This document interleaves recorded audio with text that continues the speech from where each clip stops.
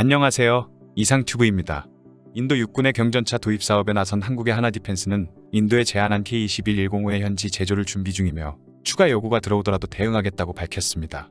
인도 육군은 1947년의 제1차 인도-파키스탄 전쟁과 1962년에 있었던 인도-중국 국경 분쟁, 그리고 1971년의 제3차 인도-파키스탄 전쟁에 M5 및 PT-76 경전차를 산악지대 전투에 투입한 실적을 갖고 있었습니다.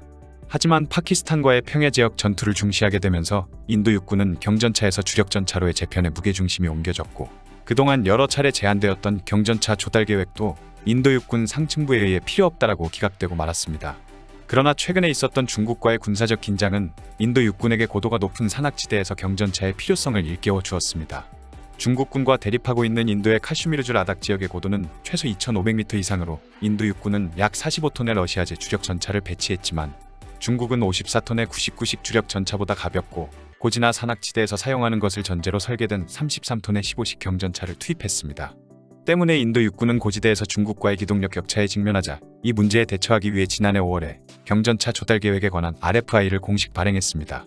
이에 대해 인도 육군의 경전차 도입 사업에 참여할 예정인 하나디펜스는 영국의 제인스와의 인터뷰에서 하나디펜스는 K-21105의 현지 제조를 준비 중이며 인도 육군의 새로운 추가 요구가 있어도 대응할 수 있을 것이라고 말했습니다.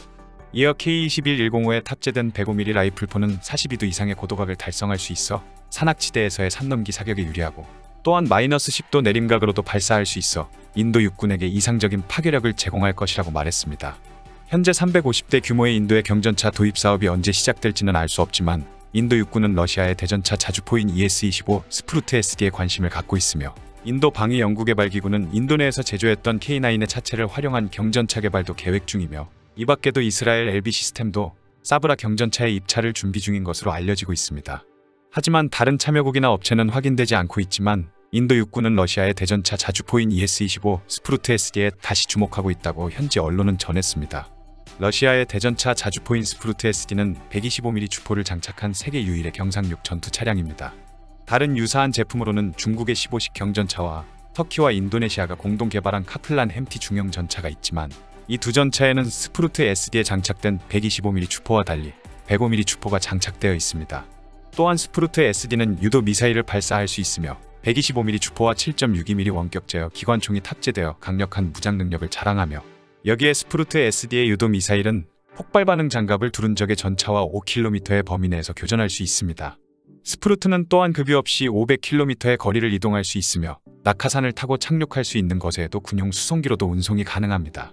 하지만 장갑이 알루미늄합금으로 만들어져 기관총에도 뚫릴 정도로 약하다는 점과 사격 정확도가 크게 떨어지는 점 등이 큰 단점으로 꼽히고 있으며, 러시아군이 도입한 수량이 수십 대에 불과하다는 점도 신뢰도를 떨어뜨리고 있습니다.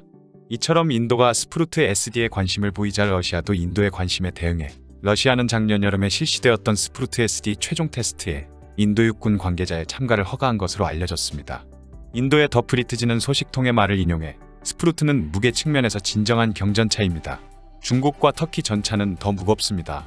스프루트는 경쟁 기종보다 기동성 면에서 우위를 제공해 줄 것입니다. 따라서 러시아의 스프루트 SD 테스트는 인도의 환경에 부합하는지 여부를 보여줄 것입니다라고 소식통은 더 프린트에 말했습니다. 또한 개발 중인 전투 차량이 실시하는 시험에 다른 나라 관계자가 참가할 수 있도록 허용된 것은 첫 사례라고 주장했고, 인도 육군이 스프루트 SD에 관심을 갖는 것은 인도의 주력 전차인 러시아의 T-90S와 같은 구경의 주포탄을 사용할 수 있어 병참 면에서 유리하기 때문이라고 설명했습니다. 하지만 인도 육군과는 별도로 인도의 방위연구개발기구와 현지 업체인 나센 엔투브로도 한국산 자주포 K9의 차체를 활용한 경전차를 개발 중이어서 하나디펜스의 K9-105 제안을 포함해 최종에는 어떠한 경전차 모델이 선택될지는 아직 미지수입니다. 한 가지 소식을 더 전해드리겠습니다. 영국의 싱크탱크인 옵서버 연구재단은 지난 21일에 필리핀에 대한 인도의 브라모스 수출을 두고, 인도의 브라모스 수출로 인해 중국 해군은 이 지역에서 스트레스를 받아 인도양에 대한 압력을 분산시킬 수 있다고 주장했습니다. 필리핀 국방부는 인도와 러시아가 합작하여 세운 브라모스 에어로스페이스가 제안한 3억 7,490만 달러 정도의 대한미사일 도입 프로젝트를 승인함에 따라 인도로부터 초음속 대한미사일 브라모스 도입을 확정했다라고 발표했습니다. 그동안 인도는 미국 보잉 등 공급업체들의 AH-64E의 동체나 C-130J의 꼬리날개 등의 수출 실적밖에 없어 인도 방산업계의 브라모스 수출은 인도산 방위장비의 첫 수출이어서 비상한 관심이 쏠리고 있습니다.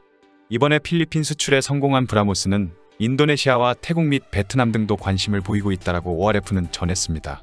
영국의 싱크탱크인 ORF는 인도네시아와의 협의도 매우 진전된 단계라고 지적하며 인도산 방위장비의 추가 수출에도 기대를 걸고 있다며 동남아 국가에 대한 브라모스 수출은 인도의 경제적 이익 추구라는 측면과 함께 중국 해군의 군사적 위험에 노출된 동남아 국가들을 지원하고 이 지역에서 중국 해군의 스트레스를 증가시킴으로써 중국의 인도양을 향한 압력을 분산시킬 수 있다고 주장했습니다. 즉 인도는 중국이라는 위험에 직면한 동남아시아 국가들에게 브라모스를 제공함으로써 경제적 이익과 안보 분야에서의 영향력을 높일 수 있고 이 지역 국가들이 브라모스 미사일을 갖게 된다면 지금처럼 이 지역을 자신의 해양인양 드나드는 중국 해군의 수상함정들은 항행이 제한되기 때문에 인도양으로 진출하는 중국 해군의 전력과 주의를 분산시킬 수 있다는 의미입니다. 물론 이런 종류의 대한미사일에는 다른 선택사항이 있기 때문에 인도의 계획대로 진행이 될지는 아직 의문입니다. 현재 인도네시아는 우크라이나가 제안한 넵튠 대한미사일도 검토 중인 것으로 알려지고 있습니다. 2020년 12월에 우크라이나는 성장하고 있는 인도네시아 방위장비 시장에 진입하기 위해 두 나라는 양해각서를 체결했다고 우크라이나 언론이 보도한 적이 있습니다. 우크라이나와 인도네시아 국방당국이 체결한 양해각서에는 우크라이나가 인도네시아에 방위장비를 공급하는 항목이 포함된 것으로 알려졌습니다. 인도네시아가 관심을 갖고 있는 우크라이나제 방위장비는 세 가지가 있습니다. 첫 번째는 시스키밍 기능을 갖춘 지대함 미사일 넵튠입니다. 이 미사일은 사거리가 280km이며 수면으로부터 10m 이내로 마하 0.7의 속도로 접근하기 때문에 이 미사일이 접근하는 것을 포착하기 어려운 것이 특징입니다. 두 번째는 러시아제 방공 시스템 S-300에 사용된 레이더 기술을 개발한 우크라이나 업체가 이번에 새롭게 개발한 모바일 레이더 90K6E이며 이 레이더는 레이더 반사단 면적 RCS가 3에서 5평방마일의 공중 목표를 360km 앞에서 탐색하는 것이 가능하다고 합니다. 같은 종류의 레이더로는 프랑스의 탈레스와 이탈리아의 레오나르도가 판매하고 있지만 우크라이나 언론은 프랑스와 이탈리아의 레이더보다 우수하다고 밝혔습니다.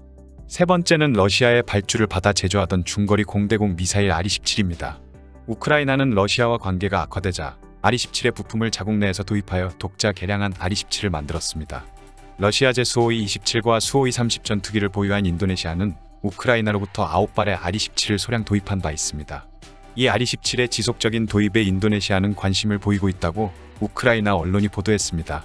다만 이번 각서에 포함된 방위장비는 별도의 구입 계약을 체결하지 않았기 때문에 어디까지나 도입만을 위한 논의만을 약속했을 뿐입니다. 하지만 인도네시아 국방당국이 뭘 원하는지 알 수 있는 귀중한 정보여서 매우 흥미롭습니다. 어쨌든 인도의 브라모스나 우크라이나의 넵튠 모두 좋은 성능을 가진 대한미사일이라고 알려져 있어 중국의 입장에서는 자신들의 바다라고 착각하고 있는 남중국해에 성능 좋은 대한미사일이 뿌려지기 때문에 전처럼 제집마냥 진입하지는 못할 것으로 보입니다. 이상 마치겠습니다. 시청해주셔서 고맙습니다. 이상튜브였습니다.